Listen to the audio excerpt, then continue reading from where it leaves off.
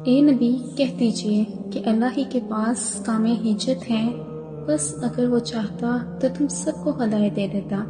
اس آیت میں اللہ تعالیٰ رسول اکرم صلی اللہ علیہ وآلہ وسلم کو حکم دے رہا ہے کہ وہ کفار و مشرکین کو بتا دیں کہ اللہ کے پاس یہ سب سے محفوظ، کامل اور فیصلہ کن دلیل موجود ہے، یعنی جو کچھ اللہ نے انسانوں کی ہدایت کے لیے بھیجا ہے، انبیاء، آسمانی کتابیں، عقل، فطرت اور دنیا کے نظام میں نشانیوں کی شکل میں، وہ سب مل کر یہ ثابت کرنے کے لیے کافی ہیں کہ اللہ ہی حق ہے اور اسی کی طرف بلانے والا دین ہی سچا دین ہے۔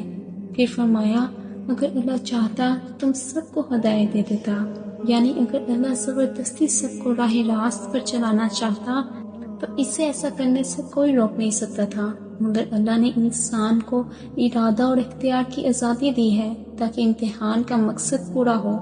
ہدایت اللہ کے ہاتھ میں ہے، مگر وہ اسی کو دیتا ہے جو طلب ہدایت رکھتا ہو اور اپنی عقل و فطرت سے کام لے کر تلاش حق کرے۔ آیت 150۔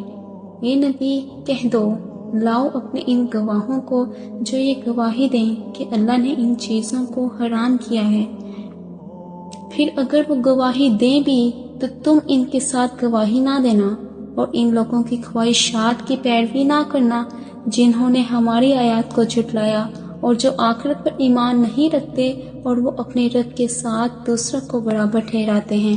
اس آیت میں اللہ تعالیٰ رسول اکرم صلی اللہ علیہ وآلہ وسلم کو مخاطب کرتے ہوئے مشرکین مکہ کے ایک اور باطل عمل کی تردید کا حکم دے رہا ہے۔ یہ لوگ مختلف چیزوں کو اپنی طرف سے حرام قرار دے دیتے تھے، جیسے کچھ جانور، کھانے کی اشیاء یا مخصوص رسم و رواج، اور پھر یہ دعویٰ کرتے تھے کہ یہ سب اللہ کا حکم ہے۔ اللہ تعالیٰ نے نبی کریم صلی اللہ علیہ وآلہ وسلم کو فرمایا کہ ان سے کہیے اپنے گواہ لے آؤ جو اس بات کی گواہی دیں کہ اللہ نے واقعی ان چیزوں کو حرام کیا ہے۔ یہ ایک چیلنج ہے کیونکہ نہ ان کے پاس وحی ہے نہ آسمانی کتاب۔ پھر فرمایا اگر وہ گواہی دے بھی دیں تو تم ان کی گواہی کو نہ مانو کیونکہ وہ جھوٹ پر مبنی ہے۔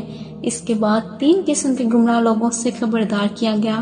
پہلا، جو اللہ کی آیات کو جھٹلاتے ہیں، دوسرا جو آخرت پر ایمان نہیں رکھتے، اور تیسرا جو اللہ کے ساتھ شرک کرتے ہیں۔ ان کے پیچھے چلنا سراسر گمراہی ہے۔